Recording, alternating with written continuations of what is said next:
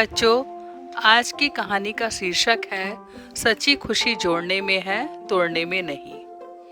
बहुत ही अच्छी कहानी है, आप सभी ध्यान से सुनिए।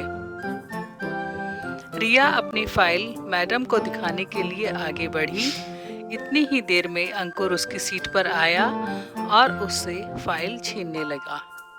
रिया के मना करने पर भी अंकुर नहीं माना और इस छीना झपटी में रिया की फाइल के कुछ पन्ने फट गए। रिया जोर जोर से रोने लगी। तभी वहां पिंकू आया और रिया को रोते देख बोला, बहुत आसान होता है किसी चीज को बिगाड़ना, जबकि बनाना उतना ही मुश्किल।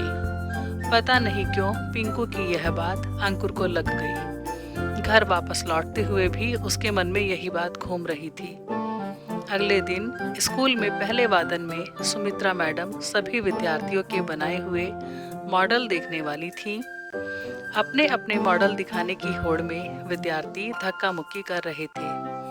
अंकुर पिछले दिन की अपनी हरकत की माफी मांगने रिया के पास जा ही रहा था कि उसने देखा अचानक रिया का पांव फिसल गया और उसका पवन चक्की का मॉडल जमीन पर गिरकर टूट गया। रिया, जो पहले ही अपनी कॉपी फटने को लेकर परेशान थी, रो रो कर उसका बुरा हाल था। सब रिया को चुप कराने में लगे थे, जबकि अंकुर टूटे हुए मॉडल के पुर्जे टटोल रहा था। यह क्या, अंकुर तो उसे ठीक करने में लगा था। मिनटों में ही वह मॉडल पहले जैसा दिखने लगा। रिया की आंखों में अब आंसू नहीं, चेहरे पर मुस्कान थी। सब विद्यार्थी ताली बजा रहे थे। अंकुर को यह सब देखकर बहुत अच्छा लग रहा था।